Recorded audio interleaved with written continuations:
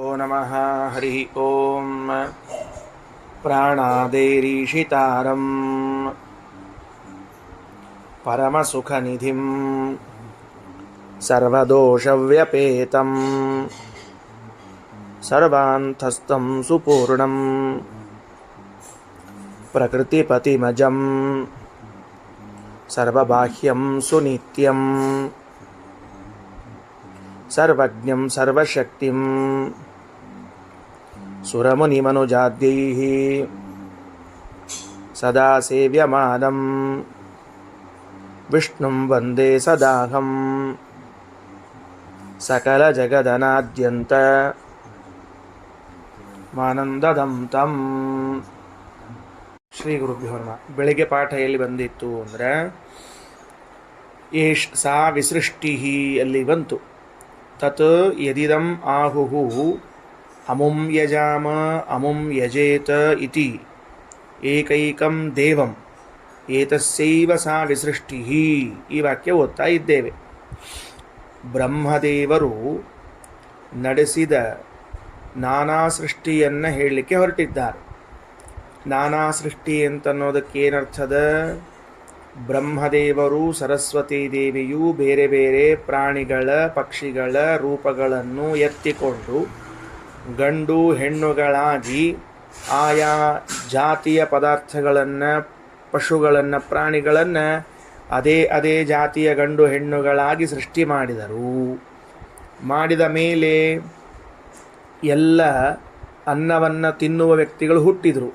ಹಾಗಾದರೆ ಇನ್ನು ಮುಂದೆ ಅನ್ನವನ್ನು ಬೇಯಿಸುವಂತಹ ಅಗ್ನಿಯನ್ನು ಹುಟ್ಟಿಸೋಣ ಅಂತ ತಿಳಿದುಕೊಂಡು ಎರಡೂ ಹಸ್ತಗಳನ್ನು ಚೆನ್ನಾಗಿ ಮಥನ ಮಾಡಿದರು.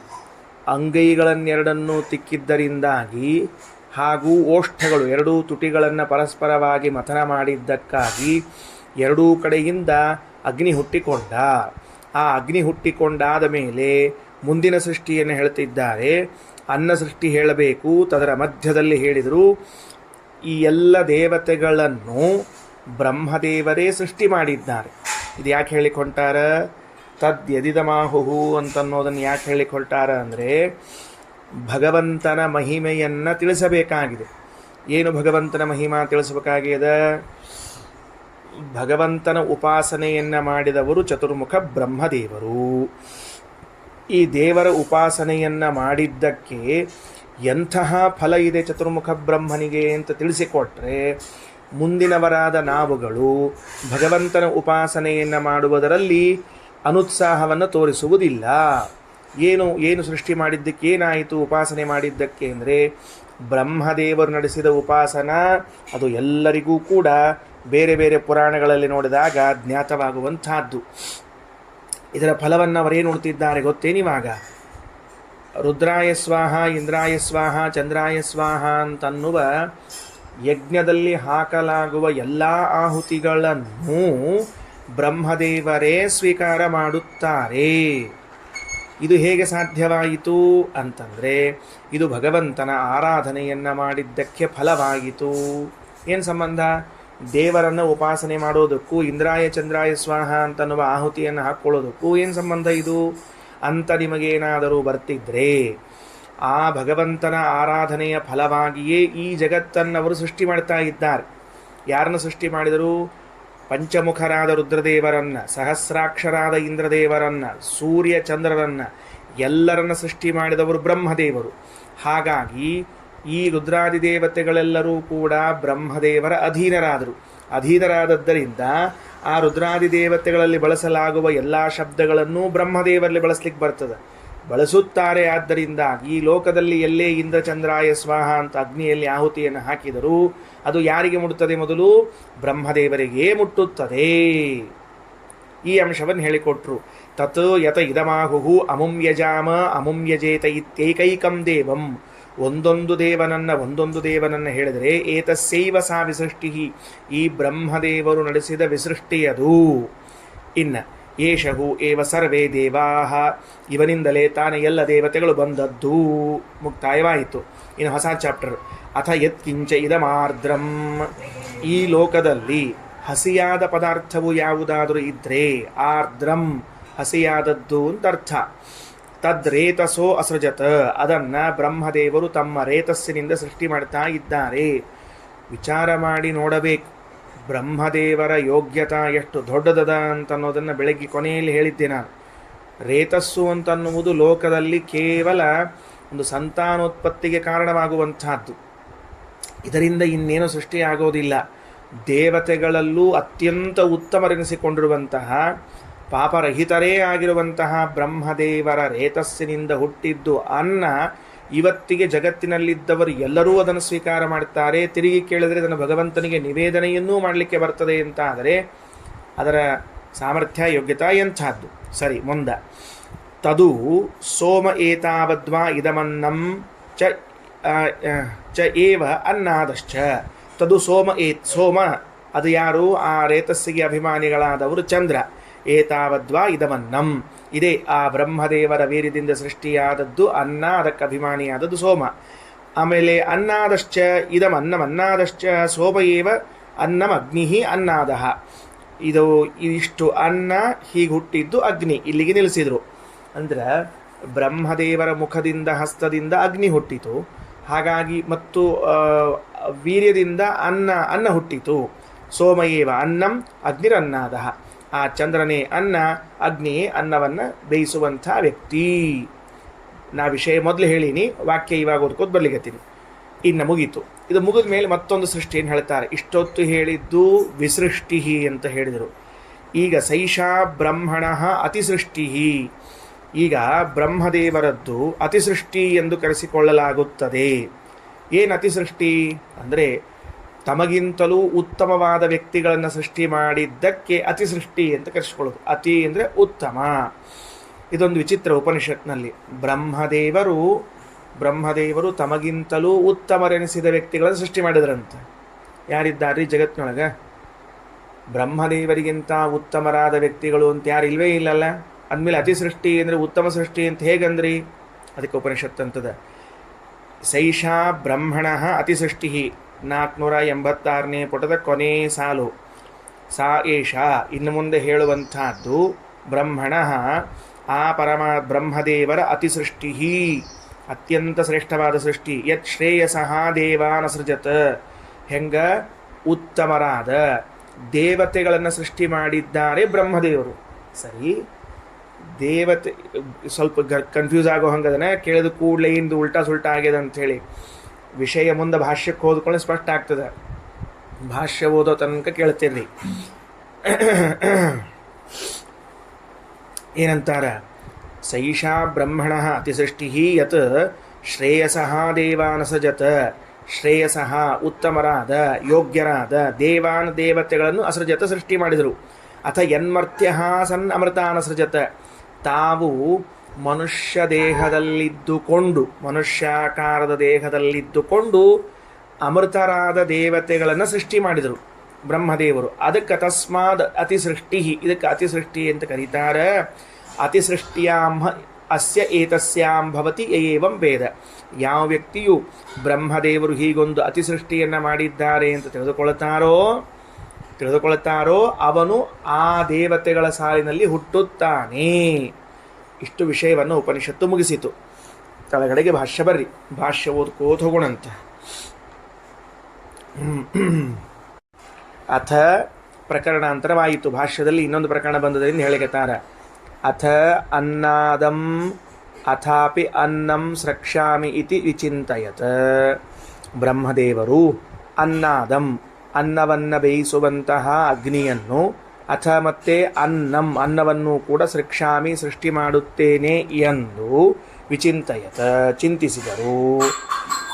ಓಷ್ಠದ್ವಯಂ, ಓಷ್ಠ ಅಂದರೆ ತುಟಿಗಳು, ಓಷ್ಠದ್ವಯಂ ತುಟಿಗಳೆರಡನ್ನು ಮಮಂಥ ಅಂದರೆ ಮಥಿಸಿದರು. ಹೆಂಗೆ ಮಥಿಸಿದರು ಅಂತ ನನಗೆ ಕೇಳಬೇಡ್ರಿ, ಯಾಕಂದ್ರೆ ನನಗೆ ಗೊತ್ತಿಲ್ಲ. ಅಲ್ಲಿ ಮಥಿಸಿದರು ಅಂತ ಹೇಳ್ಯಾರ. ಭಾಳ ನೀರಿಡಿಕೆ ಆದಾಗ ಒಂದು ತುಟಿನ ಹಚ್ಚಿ ಮಾಡ್ತಿರ್ತೀವಿ ನೋಡ್ರಿ, ಇಲ್ಲಿ ಹೆಂಗೆ ಅಂತಿಕೊಂಡು ಹಾಗೆ ಮಥನ ಮಾಡಿರ್ಬೇಕು. ಅದನ್ನು ನನಗೆ ಅನ್ನಿಸ್ತದೆ ಅಷ್ಟೇ.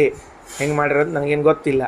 ಅಂತರ್ಹಸ್ತವು ಕೈಯ ಒಳಭಾಗವನ್ನು, ಕೈಯ ಒಳಭಾಗವನ್ನು ಅಂದರೆ ಅಂಗೈಯನ್ನು, ಚ ಏವ ಪರಸ್ಪರವಾಗಿ. ಆಗ ತನ್ಮುಖಾಚ್ಚೈವ ಹಸ್ತಾಭ್ಯಾಂ ಬ್ರಹ್ಮದೇವರ ಮುಖದಿಂದ ಮತ್ತು ಹಸ್ತಾಭ್ಯಾಮಂತರೆ ಕೈಗಳ ಒಳಭಾಗದಲ್ಲಿ ಅಗ್ನಿ ಅಜಾಯತ, ಅಗ್ನಿ ಹುಟ್ಟಿಕೊಂಡ. ಅಂದ್ರೆ ಅಗ್ನಿದೇವತೆಯ ಮತ್ತೊಂದು ರೂಪ ಅಂತ ಅನಿಸ್ತದೆ ನೋಡಿದರೆ. ಯಾಕೆ ನಾ ಹಂಗನ್ಲಿಗತ್ತೀನಿ ಅಗ್ನಿದೇವರ ಮತ್ತೊಂದು ರೂಪ ಅಂತ ಯಾಕಂತ ಇದ್ದೀನಿ?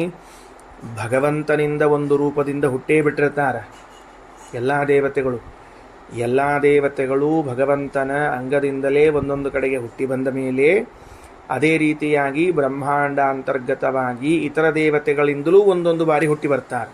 ಹಾಗಾಗಿ ಅಗ್ನಿಯ ರೂಪಾಂತರಗಳ ಉತ್ಪತ್ತಿಯನ್ನು ಹೇಳ್ತಾ ಬರ್ಲಿಕತ್ತಾರೆ.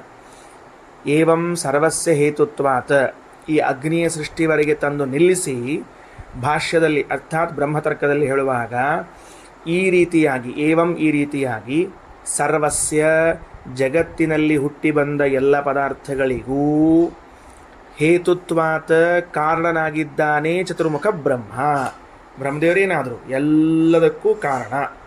ಯಾಕೆ ಹುಟ್ಟಿದ್ದು ಅನ್ನೋದಕ್ಕೇನು ಕರೀತಾರೆ? ಕಾರ್ಯ ಅಂದರೆ ಹುಟ್ಟಿದ್ದು. ಜಗತ್ತಿನಲ್ಲಿ ಹುಟ್ಟಿದ ಎಲ್ಲ ಪದಾರ್ಥಗಳು ಕಾರ್ಯವೆನಿಸಿಕೊಂಡರೆ ಬ್ರಹ್ಮದೇವರು ಹೇತು ಅಂದರೆ ಕಾರಣ ಅಂತ ಕರೆಸಿಕೊಳ್ತಾರೆ. ಸರ್ವಸ್ಯಾಪಿ ಪತಿತ್ವತಃ, ಅಷ್ಟೇ ಅಲ್ಲ ಎಲ್ಲರಿಗೂ ಸ್ವಾಮಿಗಳಾಗಿದ್ದಾರೆ, ಯಜಮಾನ. ಇನ್ನು ಸರ್ವೇ ದೇವ ಏಷ ಏವೇತ್ಯ ಹುರ್ವೇದ ವಿದೋ ಜನಾಃ, ಈ ಅಭಿಪ್ರಾಯದಿಂದಲೇ ಅಂದರೆ ಎಲ್ಲ ದೇವತೆಗಳಿಗೂ ಎಲ್ಲರಿಗೂ ಕಾರಣ ಆಗಿದ್ದಾನೆ ಬ್ರಹ್ಮದೇವರು, ಹಾಗೂ ಎಲ್ಲರಿಗೂ ಸ್ವಾಮಿಯಾಗಿದ್ದಾರೆ ಅನ್ನೋ ಕಾರಣಕ್ಕೇನೆ ಸರ್ವೇ ದೇವಾಃ ಏಷ ಏವ, ಎಲ್ಲ ದೇವತೆಗಳು ಅಂದ್ರೆ ಇದ ಬ್ರಹ್ಮದೇವರು. ಹಂಗೆಂಗಂದ್ರೆ ಸ್ವತಂತ್ರೇಷು ಯತಃಶಬ್ದಾಃ ವರ್ತೇಯು ಸರ್ವ ಏವ ಚ, ಸ್ವತಂತ್ರನಾದ ವ್ಯಕ್ತಿಯಲ್ಲಿ ಎಲ್ಲ ಶಬ್ದಗಳನ್ನು ಬಳಸಲಾಗುತ್ತದೆ. ದೃಷ್ಟಾಂತತ್ವೇನ ಇಟ್ಟುಕೊಳ್ಳೋದಾದ್ರೆ ಪರಮಾತ್ಮನಲ್ಲಿ ಎಲ್ಲ ಶಬ್ದಗಳನ್ನು ಬಳಸ್ತಾರೆ. ಪರಮಾತ್ಮನಲ್ಲಿ ಯಾಕೆಲ್ಲ ಶಬ್ದ ಬಳಸ್ತಾರೆ ಅಂತಂದ್ರೆ ಪರಮಾತ್ಮ ಸ್ವತಂತ್ರನಾಗಿದ್ದಾನೆ. ಪರಮಾತ್ಮನು ಹೇಗೆ ಸ್ವತಂತ್ರನಾದದ್ದರಿಂದ ಎಲ್ಲ ಶಬ್ದಗಳನ್ನೂ ಅವನಲ್ಲಿ ಬಳಸಲಾಗುತ್ತದೆಯೋ ಹಾಗೆ ಬ್ರಹ್ಮದೇವರೂ ಕೂಡ ಭಗವಂತನಷ್ಟು ಅಲ್ಲದೆ ಹೋದರೂ ರುದ್ರಾದಿ ದೇವತೆಗಳ ವಿಷಯದಲ್ಲಿ ಸ್ವತಂತ್ರರೇ ಆಗಿದ್ದರಿಂದಾಗಿ ಆ ಎಲ್ಲ ಶಬ್ದಗಳನ್ನು ಅವಶ್ಯವಾಗಿ ಬಳಸಲಾಗುತ್ತದೆ. ಮುಂದೆ ರೇತಸಃ ಪುನಃ ರೇತಸ್ಸಿನಿಂದ ಮತ್ತೆ ಸೋಮಂ ಅಸೃಜತ ಚಂದ್ರನ್ನ ಹುಟ್ಟಿಸಿದರು. ಬ್ರಹ್ಮವಿದ್ವರಃ ಸರ್ವಾಧಿಕೋಪಿ ಬ್ರಹ್ಮವಿತ್, ಹೀಗೆ ಚತುರ್ಮುಖ ಬ್ರಹ್ಮದೇವರನ್ನ ತಿಳಿದವರು ವರಹ ಶ್ರೇಷ್ಠರಾಗಿದ್ದಾರೆ. ಸರ್ವಾಧಿಕೋಪಿ ಯೋಗ್ಯತ್ವಾತ್.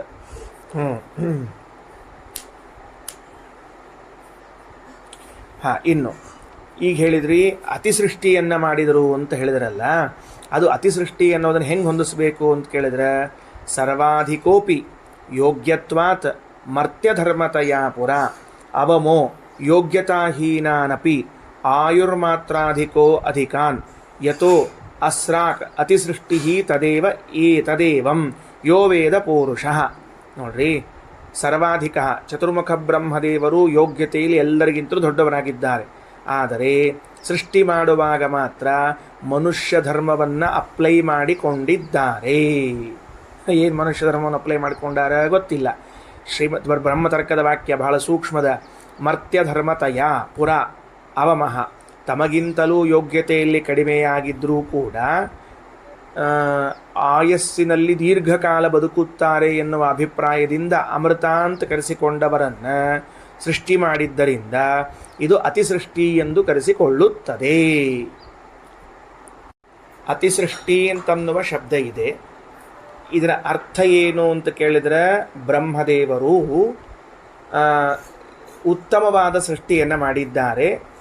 ಉತ್ತಮವಾದ ಸೃಷ್ಟಿ ಎಂದಾಗ ಬ್ರಹ್ಮದೇವರಿಗಿಂತಲೂ ಉತ್ತಮವಾದ ಸೃಷ್ಟಿ ಅಂತ ಅನ್ನಿಸ್ತದೆ.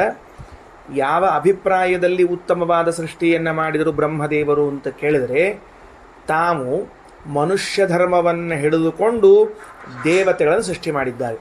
ಮನುಷ್ಯ ಧರ್ಮವನ್ನು ಹಿಡಿದುಕೊಂಡು ಅಂದರೆ ಏನು ಸ್ವಲ್ಪ ತಿಳ್ಕೊಳ್ಳೋಣ. ಗಂಡು ಹೆಣ್ಣಿನ ಸಂಯೋಗದಿಂದಾಗಿ ಹುಟ್ಟುವಂತಹದ್ದೆಲ್ಲವೂ ಮನುಷ್ಯ ಧರ್ಮ. ಇದನ್ನು ಮಿಥುನಿ ಸೃಷ್ಟಿ ಅಂತ ಕರೀತಾರೆ. ದೇವತೆಗಳು ಹೀಗೆ ಸೃಷ್ಟಿ ಮಾಡಬೇಕೆಂಬ ನಿಯಮ ಇಲ್ಲ. ಉದಾಹರಣೆಗೆ ಬ್ರಹ್ಮದೇವರು ಭಾಗವತದಲ್ಲಿ ತಿಳಿಸಿದಂತೆ ತೊಡೆಯಿಂದ ಮಕ್ಕಳನ್ನು ಸೃಷ್ಟಿ ಮಾಡ್ಯಾರ, ಮನಸ್ಸಿನಿಂದ ಸೃಷ್ಟಿ ಮಾಡಿದ್ದಾರೆ, ಹುಬ್ಬಿನಿಂದ ಸೃಷ್ಟಿ ಮಾಡಿದ್ದಾರೆ. ಹಾಗಾದರೆ ಅಲ್ಲಿ ಮಿಥುನಿ ಸೃಷ್ಟಿ ಇಲ್ಲ. ಅಲ್ಲೇನು ಹೆಣ್ಣಿನ ಸಹಾಯದಿಂದ ಸೃಷ್ಟಿ ಅಲ್ಲ.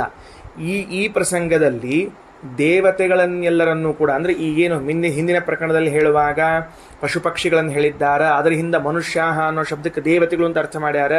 ಆ ದೇವತೆಗಳು ಈ ಮನುಷ್ಯರು ಎಲ್ಲರೂ ಹುಟ್ಟಿದ್ದು ಯಾವ ರೀತಿಯಲ್ಲಿ ಅಂದರೆ, ಲೋಕದಲ್ಲಿ ಮನುಷ್ಯರು ಸ್ತ್ರೀ ಸಹಾಯವನ್ನು ಪಡೆದು ಹೇಗೆ ಹಡಿತಾರೋ ಆ ರೀತಿಯಾಗಿ. ಹಾಗಾಗಿ ಏನಾಯಿತು ಅಂದರೆ, ಬ್ರಹ್ಮದೇವರು ತಾವು ಮನುಷ್ಯರಂತೆ ಸೃಷ್ಟಿ ಮಾಡಿದ್ದಕ್ಕೆ ಇದು ಕಡಿಮೆ ಆಯಿತು. ಹುಟ್ಟಿ ಬಂದವರು ಯಾರು ಬಂದರು ಅಂತ ಕೇಳಿದ್ರೆ, ಅಮೃತ ಅಂತ ಕರೆಸಿಕೊಂಡಿರುವಂಥ ದೇವತೆಗಳು ಹುಟ್ಟಿ ಬಂದರು. ಹೆಸರಷ್ಟೇ ಅವರಿಗೆ, ಹೆಸರಷ್ಟೇ ಹೊರತಾಗಿ ಅದೇನು ಬಹಳ ದೊಡ್ಡ ವಿಷಯ ಅಲ್ಲ. ಅಮೃತ ಅಂತ ತಿಳ್ಕೊಂಡು, ಅಮೃತ ಅಂದರೆ ಏನು, ದೀರ್ಘಕಾಲ ಬದುಕುವಂಥವರು. ಇದನ್ನೇನು ಕರೆದ್ರು, ಅತಿಸೃಷ್ಟಿ ಅಂತ ಕರೀತಾ ಇದ್ದಾರೆ.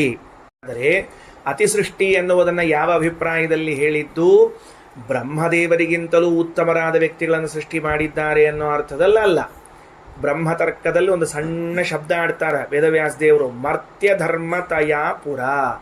ಮನುಷ್ಯ ಶರೀರ ಅನ್ನುವಕ್ಕಿಂತಲೂ ಸ್ವಲ್ಪ ಮುಂದೆ ಹೋಗಿ ಸ್ಪಷ್ಟ ಮಾಡಿಕೊಳ್ಳುವುದು ಯಾವುದು ಅಂದರೆ, ವಾಸ್ತವದಲ್ಲಿ ಮನುಷ್ಯರು ಮಾತ್ರ, ನೋಡ್ಕೊಳ್ರಿ ಸ್ವಲ್ಪ ಇಲ್ಲಿ ನೋಡ್ರಿ, ಮನುಷ್ಯರು ಮಾತ್ರ ಸಂತಾನವನ್ನು ಪಡೆಯುವಾಗ ಸ್ತ್ರೀ ಸಹಾಯ ಪಡೆದುಕೊಳ್ಳಬೇಕು.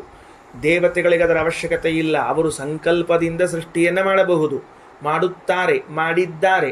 ಹಾಗಾದರೆ ಬ್ರಹ್ಮದೇವರು ತಮ್ಮ ಸಂಕಲ್ಪದಿಂದಲೇ ದೇವತೆಗಳನ್ನು ಸೃಷ್ಟಿ ಮಾಡಲು ಬರುತ್ತಿರುವಾಗ ಮನುಷ್ಯರಂತೆ ಅವರು ಹೇಗೆ ಮಿಥುನೀಭಾವದ ಸೃಷ್ಟಿಯನ್ನು ನಡೆಸ್ತಾರೋ ಆ ತರಹದ ಸೃಷ್ಟಿಯನ್ನು ನಡೆಸಿದ್ದರಿಂದ ಈ ಸೃಷ್ಟಿಯನ್ನು ಮಾಡಿದ ಬ್ರಹ್ಮದೇವರು ಕೆಳಗಿನ ಉಪಾಯವನ್ನು ಉಪಯೋಗಿಸಿಕೊಂಡರು. ಯಾವ ಕೆಳಗಿನ ಉಪಾಯ? ದೇವತೆಗಳು ಮಾಡುವ ಉಪಾಯವಲ್ಲ ಸೃಷ್ಟಿಗೆ, ಮನುಷ್ಯರು ಮಾಡುವ ಉಪಾಯವನ್ನು ಉಪಯೋಗಿಸಿಕೊಂಡರು. ಅತ್ಯಂತ ಕೆಳಗಿನ ಉಪಾಯವನ್ನು ಉಪಯೋಗಿಸಿಕೊಂಡರೂ ಕೂಡ ಹುಟ್ಟಿಸಿದ್ದು ಎಂಥದ್ದನ್ನು ಅಂದರೆ ಉತ್ತಮವಾದ ವಸ್ತುವನ್ನು ಹುಟ್ಟಿಸಿದ್ದಾರೆ. ಇಷ್ಟೇ ಅರ್ಥ ಅದಕ್ಕೆ, ಇಷ್ಟೇ ಅರ್ಥ. ಏನಿದ್ದಿದ್ದಿಲ್ಲಂತ ಸಾಮಾನ್ಯ ಮನೆಯೊಳಗೆ ಒಳ್ಳೆ ಅಡುಗೆ ಮಾಡಿದ್ನಂತವ, ಏನಿದ್ದಿದ್ದಿಲ್ಲ ಮನೆಯೊಳಗೆ ಏನು ಸಾಮಾನು ಇದ್ದಿದ್ದಿಲ್ಲ. ನೋಡಿದ್ರೆ ಎಂಥ ಅಡುಗೆ ಮಾಡಿದ್ದ ಅವನು ಅಂತ ಕೇಳಿದರೆ ಭಾರಿ ಅಡುಗೆ ಮಾಡಿದ್ದಂತ. ಅಲ್ಲೋ ನೋಡಿದ್ರೆ ಏನು ಸಾಮಾನು ಇದ್ದಿದ್ದಿಲ್ಲ, ಹೆಂಗೆ ಮಾಡಿದೆ, ಏನೇನು ಹಾಕಿದೆ ಅಂತ ಕೇಳಿದಂತ. ಅವನು ಒಂದೇ ಉಪಾಯ ಹೇಳಿದ್ನಂತ, ಏನು ಸ್ವಾಮಿ ಏನು ಮಾಡಿಲ್ಲ, ಎಲ್ಲ ಉಳಿದು ಬೀಳಿದ ಸಾಮಾನುಗಳನ್ನೆಲ್ಲ ತೊಗೊಂಡು ಒಂದು ಹುಳಿ ಮಾಡಿಬಿಟ್ಟಿದ್ದಂತ. ಎಲ್ಲ 2 ಸೌತೆಕಾಯಿ ಉಳ್ಕೊಂಡಿದ್ದು, 2 ಚೌಳಿಕಾಯಿ ಉಳ್ಕೊಂಡು, 2 ಬೆಣಸು, 2 ಬಟಾಟಿ ಎಲ್ಲ 2 ಉಳ್ಕೊಂಡಿದ್ದು ಅಂತ. ನೋಡಿದರೆ ಆ ಕಡೆ ಪಲ್ಯ ಮಾಡೋ ಹಂಗಿಲ್ಲ, ಬಿಟ್ರಿ ಕಡೆ ಭಜ್ಜಿ ಮಾಡೋ ಹಂಗಿಲ್ಲ. ಏನು ಮಾಡಬೇಕು ಅಂತ ಚಿಂತೆ ಹತ್ತಿತ್ತು. ನೀವು ಕೂಡ್ರಿ ಅಂತ ಹೇಳಿದವ. ಅಡುಗೆ ಶಾಣೆ ಇದ್ದ, ಅಷ್ಟು ಹೋಳು ಹೆಚ್ಚಿ ಬ್ಯಾಳಿ ಒಳಗೆ ಹೋಗೋದು ಒಂದು ಹುಳಿ ಮಾಡಿದ. ಅದ್ಭುತ ಹುಳಿ ಆಗಿತ್ತು. ಎದರಿಂದ ಸೃಷ್ಟಿ ಮಾಡಿದವ? 2 ಬೀನ್ಸು, 2 ಸೌತೆಕಾಯಿ, 2 ಬಟಾಟಿ ತೊಗೊಂಡ ಅದ್ಭುತ ಹುಳಿ ಸೃಷ್ಟಿ ಮಾಡಿದ. ಅತ್ಯಂತ ಕಡಿಮೆ ಪದಾರ್ಥದಿಂದ ದೊಡ್ಡ ಪದಾರ್ಥವನ್ನು ನಿರ್ಮಾಣ ಮಾಡುವಂತೆ ಬ್ರಹ್ಮದೇವರು ದೇವತೆಗಳಂಥ ವ್ಯಕ್ತಿಗಳನ್ನು ಸೃಷ್ಟಿ ಮಾಡುವಾಗ ಉಪಾಯ ಯಾವುದು ಉಪಯೋಗಿಸ್ಕೊಂಡ್ರು ಅಂತ ಕೇಳಿದರೆ, ಅತೀ ಕಡಿಮೆ ಮನುಷ್ಯರು ಏನು ಉಪಯೋಗಿಸ್ತಾರ ಗಂಡು ಹೆಣ್ಣಿನಿಂದ ಸೃಷ್ಟಿ, ಅದನ್ನು ಉಪಯೋಗಿಸ್ಕೊಂಡ್ರು. ಆದ್ದರಿಂದ ಇದನ್ನು ಅತಿಸೃಷ್ಟಿ ಎಂದು ಕರೆಯುತ್ತಾರೆ ಅಂತ ಸ್ಪಷ್ಟೀಕರಣ ಮಾಡ್ತಾ ಇದ್ದಾರೆ. ಭಾಷ್ಯ ತಗೊಳ್ರಿ. ಸರ್ವಾಧಿಕೋಪಿ ಯೋಗ್ಯತ್ವಾನ್ ಮರ್ತ್ಯಧರ್ಮತಯಾ ಪುರ ಅವಮೋ ಯೋಗ್ಯತಾಹೀನಾನ್ ಅಪ್ಯಾಯು ಮಾತ್ರತೋ ಅಧಿಕಾನ್ ಯಥೋ ಅಸ್ರಾಗತಿ ಸೃಷ್ಟಿ ತದೇವಂ ಯೋ ವೇದ ಪುರುಷಃ. ಯಾರು ಇದನ್ನು ತಿಳಿದುಕೊಳ್ತಾನೋ ವಿಷ್ಣೋ ಪ್ರಸಾದತ ಸೃಷ್ಟಿಂ ದೇವಲೋಕೆ ಸಜಾಯತೆ. ಭಗವಂತನ ಅನುಗ್ರಹದಿಂದ ದೇವತೆಗಳ ಸಮೂಹದಲ್ಲಿ ಈತನು ಹುಡುತ್ತಾನೆ. ಯಾರು ತಿಳಿದುಕೊಂಡವನು ಆತ್ಮಯೋಗ್ಯಾನುಸಾರೇಣ ಸುಖಜ್ಞಾನಾದಿ ಯುಕ್ತತ, ತನ್ನ ಯೋಗ್ಯತಾನುಸಾರವಾಗಿ ಸುಖಜ್ಞಾನಾದಿಗಳನ್ನು ಹೊಂದುತ್ತಾನೆ. ಇತಿ ಬ್ರಹ್ಮತರ್ಕೆ. ಇನ್ನು ಭಗವದುಪಾಸನಾ ಮಾಹಾತ್ಮ್ಯಂ ಏತತ ಇತಿ ದರ್ಶಯಿತು ತತ ಯತ ಇದಮಾಹುರಿತ್ಯಾದ್ಯಾರಂಭ. ವಿಷಯವನ್ನು ಹೇಳಿ ಮುಗಿಸಿ ಮತ್ಯಾಕೆ ವಿಸೃಷ್ಟಿ ಅತಿಸೃಷ್ಟಿ ಅಂತ ಹೇಳಿ ಪ್ರಾರಂಭ ಮಾಡಿದರಿ ಅಂದರೆ, ಇದು ಭಗವಂತನ ಉಪಾಸನೆಯ ಫಲವೆಂಬುದನ್ನು ತಿಳಿಸುವುದಕ್ಕಾಗಿ. ಮೊದಲೇ ಹೇಳಿಬಿಟ್ಟಿನ ಆಚಾರ ಭಾಷೆದ ಕೊನೆಯ ವಾಕ್ಯನೇ ಮೊದಲು ತಗೊಂಡೆ ನಾನು.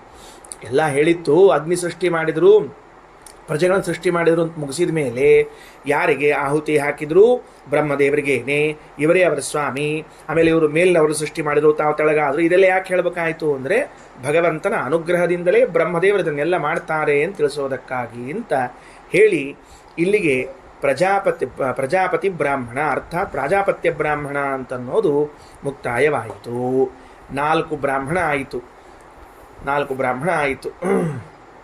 ಅಶ್ವಬ್ರಾಹ್ಮಣ, ಅಶ್ವಮೇಧ ಬ್ರಾಹ್ಮಣ, ಉದ್ಗೀತ ಬ್ರಾಹ್ಮಣ, ಪ್ರಾಜಾಪತ್ಯ ಬ್ರಾಹ್ಮಣ ಅಂತ 4 ಆಯಿತು. 5ನೇ ಬ್ರಾಹ್ಮಣ ಅವ್ಯಾಕೃತ ಬ್ರಾಹ್ಮಣ ಅಂತ ಪ್ರಾರಂಭ ಆಗಬೇಕು. ಮುಂದೆ ಅವ್ಯಾಕೃತ ಬ್ರಾಹ್ಮಣ 5ನೇ ಬ್ರಾಹ್ಮಣವನ್ನು ಓದೋಣಂತೆ. ಇಲ್ಲೇನು ಬರ್ತದೆ? 5ನೇ ಬ್ರಾಹ್ಮಣ, ವ್ಯಾಕೃತ ಬ್ರಾಹ್ಮಣ, ಇದು ಭಾಳ ದೊಡ್ಡದನ. ಈಗ ಹಿಂದಿನ 4 ಬ್ರಾಹ್ಮಣ ಓದಿದ್ದು ಒಂದ, ಈ ಅವ್ಯಾಕೃತ ಬ್ರಾಹ್ಮಣ ಓದೋದು ಒಂದ.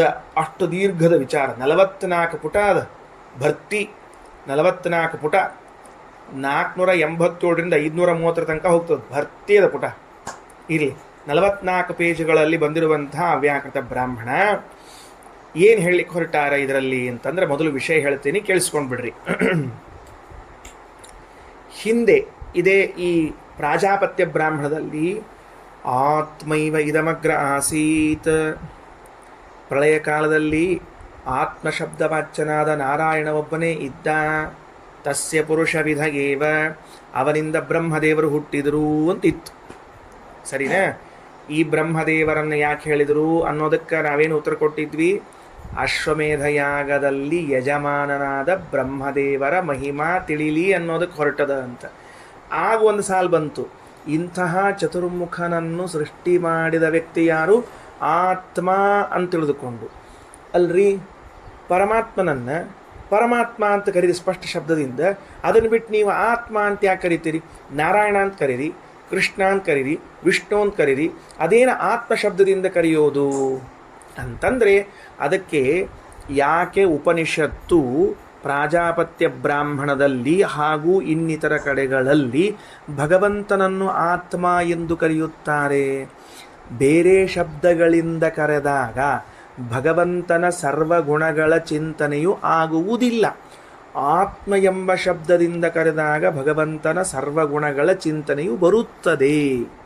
ಅದಕ್ಕೋಸ್ಕರ ಭಗವಂತನನ್ನು ಆತ್ಮ ಆತ್ಮ ಎಂದು ಕರೆಯಲಾಗುತ್ತದೆ.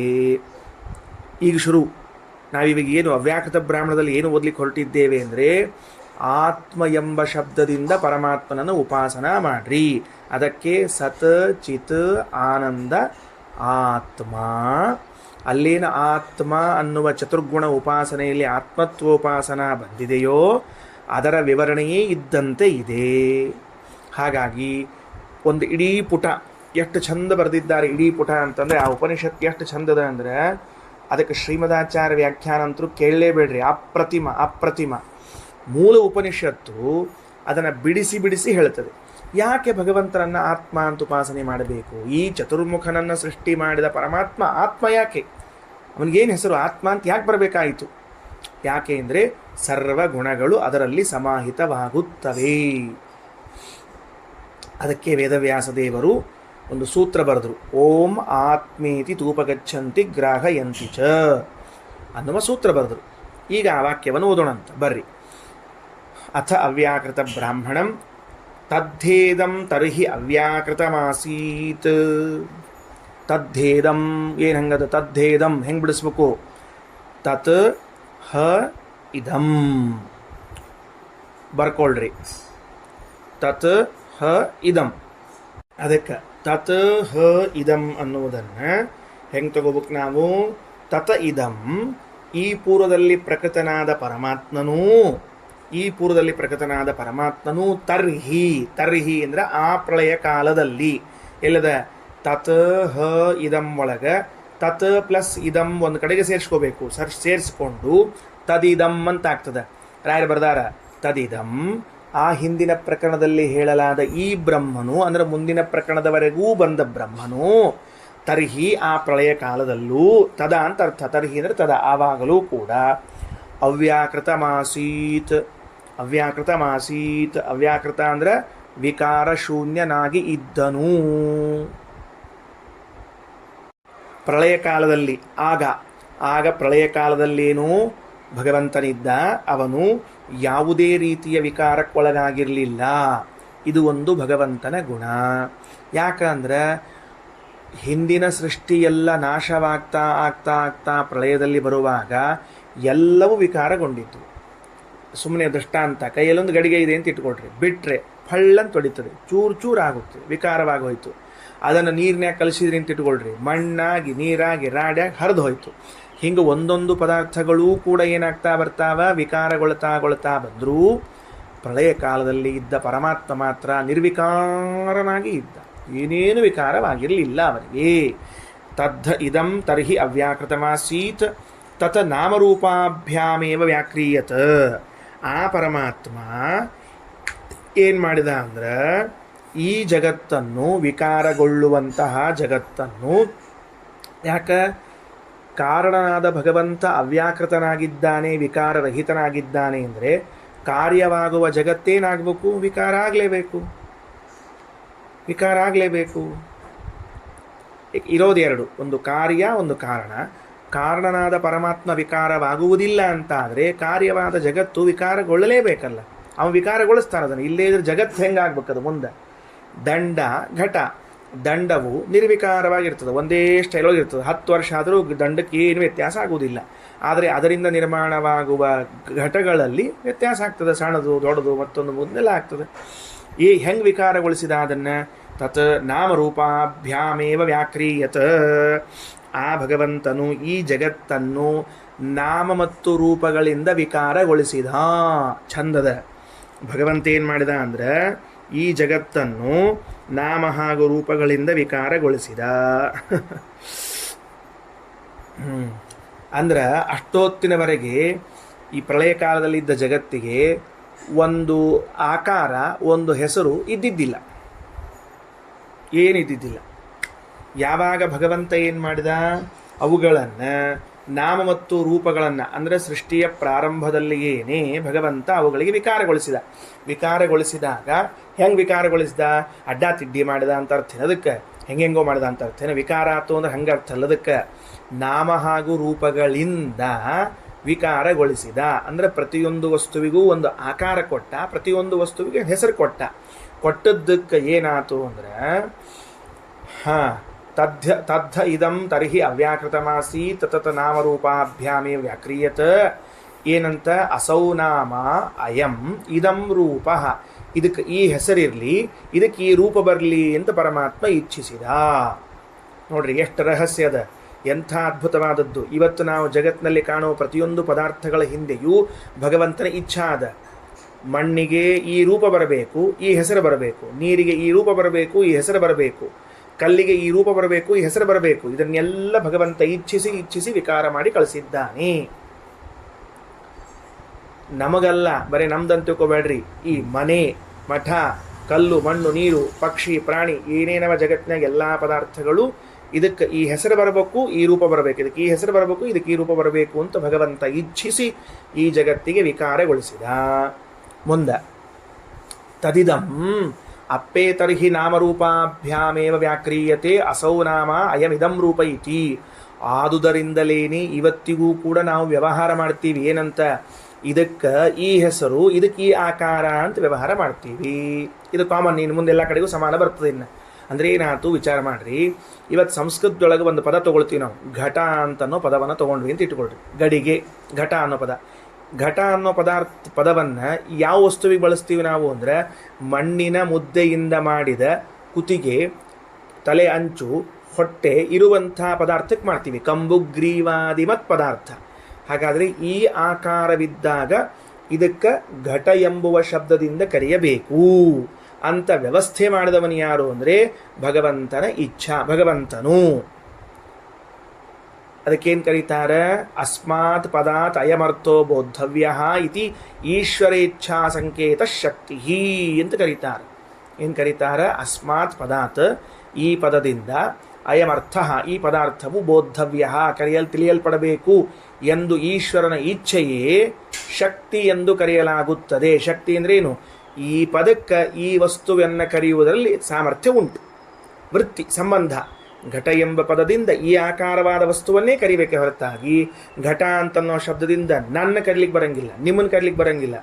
ಯದ್ಯಪಿ ನಾವು ಘಟದಕ್ಕಿಂತ ಅತ್ತತ್ತಿರಬಹುದು, ನೀರು ತುಂಬಲಿಕ್ಕೂ ಉಪಯೋಗ ಬೀಳಲಿಕ್ಕಿಲ್ಲ, ಆದರೂ ನಮ್ಮನ್ನ ಘಟ ಅಂತ ಕರೀಲಿಕ್ಕಿಲ್ಲ.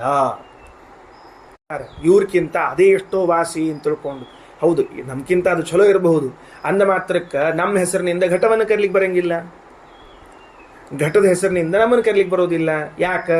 ದೇವ್ರದೊಂದು ಉಪಕಾರ ಮಾಡ್ಯಾನ. ಆದರೂ ಬಿಡುವುದಿಲ್ಲ ನಾವು. ನಮ್ಮನ್ನು ಕೆಲವರಲ್ಲಿ ದನ ಅಂತ ಕರಿತಿರ್ತಾರೆ, ಕತ್ತೆ ಅಂತ ಕರಿತಿರ್ತಾರೆ.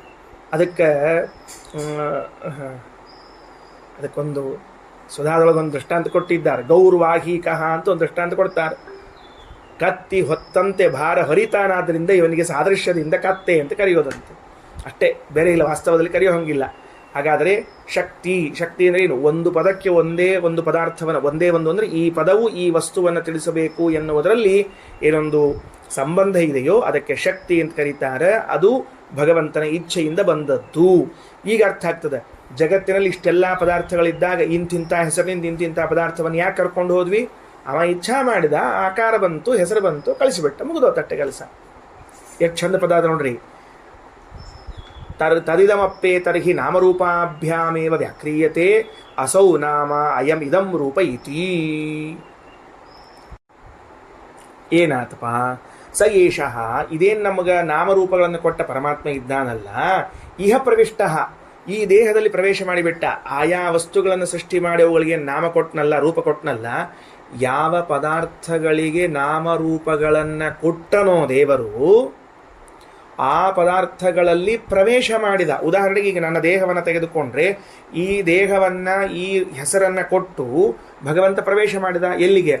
ಆನಖಾಗ್ರೇಭ್ಯ, ಉಗುರಿನ ತುದಿಯವರೆಗೂ ಕೂಡ ದೇಹದಲ್ಲಿ ಪ್ರವೇಶ ಮಾಡಿ ತುಂಬಿಕೊಂಡು ಬಿಟ್ಟು. ಭಾರಿ ಆಶ್ಚರ್ಯ, ಭಾರಿ ಆಶ್ಚರ್ಯ. ಭಗವಂತ ತಾನು ಸೃಷ್ಟಿ ಮಾಡಿರುವಂತಹ ಎಲ್ಲ ಪದಾರ್ಥಗಳಲ್ಲಿ ಉದಾಹರಣೆಗಾಗಿ ತೆಗೆದುಕೊಳ್ಳುವುದಾದರೆ, ಬ್ರಹ್ಮದೇವರಿಂದ ಪ್ರಾರಂಭ ಮಾಡಿ ಎಲ್ಲರವರೆಗೆ ಯಾರನ್ನು ಸೃಷ್ಟಿ ಮಾಡಿದ್ದಾನ ಅವರೆಲ್ಲರ ಒಂದೊಂದು ಚೂರು ಎಲ್ಲಿ ಚೂರು ಉಗುರಿನ ತುದಿವರೆಗೂ ಕೂಡ ಆ ನಖೇಭ್ಯ ಶಬ್ದ ಹೆಂಗದ ನೋಡ್ರಿ. ಆ ನಖಾಗ್ರೇಭ್ಯ ಅಂದ್ರೆ ಎಲ್ಲೋ ಒಂದು ಕಡೆ ಕೂತ್ಬಿಟ್ಟಾನ ದೇಹದಲ್ಲಿ ಅಂತ ತಿಳ್ಕೊಬಾರ್ದಂತ. ಶ್ರೀಮದಾಚಾರ್ಯ ಅಂತಾರೆ, ಉಪನಿಷತ್ ಅಂತದ, ಭಗವಂತ ದೇಹದಲ್ಲಿ ಎಲ್ಲೋ ಒಂದು ಕಡೆ ಕೂತ್ಬಿಟ್ಟಾನ ಅಂತ ತಿಳ್ಕೊಬೇಡ್ರಿ. ಮತ್ತು ಉಗುರಿನ ತುದಿ ತನಕನೂ ಬಂದು ಸೇರ್ಕೊಂಡು ನಾನು, ನೀವು ಉಗುರು ಹಿಂಗೆ ಟಚ್ ಮಾಡಿದರೆ ಅಲ್ಲಿ ಜೊತೆಗೆ ಭಗವಂತ ಇದ್ದಾನಂತ ಅರ್ಥದ. ಅಷ್ಟು ಮಹತ್ವದ್ದು. ಮುಂದೇನಾಯ್ತು? ಒಂದು ದೃಷ್ಟಾಂತ ಕೊಡ್ತಾರೆ. ಹೆಂಗೆ? ಯಥಾಕ್ಷುರ ಕ್ಷುರಧಾನಿ ಅವಹಿತ ಸ್ಯಾತ್. ಹೇಗೆ ಖಡ್ಗವು ಅದಕ್ಕೊಂದು ಹಿಡ್ಕೊಳ್ಳೋ ಬಾಕ್ಸ್ ಇರ್ತದೆ ನೋಡ್ರಿ, ಅಂದರೆ ಒಂದು ಚೀಲ, ಅದರೊಳಗೆ ಸಿಗಿಸಿರ್ತಾರೆ. ಖಡ್ಗ ಹಿಂಗೆ ತೆಗಿತಾರೆ. ಖಡ್ಗ ಹೇಗೆ ಅದರೊಳಗೆ ಅದಕ್ಕೆ ವರಸೆ ಅಂತೇನೋ ಕರೀತಾರೆ. ವರೆ ಅಥವಾ ವರೆ ಅಂತ ಕರಿಬೋದು ಅದಕ್ಕೆ. ಖಡ್ಗವು ವರೆಯಲ್ಲಿ ಸೇರಿದಂತೆ ಭಗವಂತ ಈ ಜಗತ್ತಿನ ತುಂಬ ಸೇರಿಕೊಂಡಿದ್ದಾನೆ. ಹಿಂಗೆ ತೆಗಿತೀವಿ ಖಡ್ಗ ಅದರೊಳಗಿಂದ, ಹಂಗೆ ಭಗವಂತ ಈ ಜಗತ್ತಿನ ತುಂಬ ಸೇರಿಕೊಂಡಿದ್ದಾನೆ ಅಂತ ಹೇಳಿದ್ದಾರೆ. ಉಳಿದದ್ದನ್ನು ನಾಳೆ ನೋಡೋಣ. ಶ್ರೀಕೃಷ್ಣ ಅರ್ಪಣಮಸ್ತು.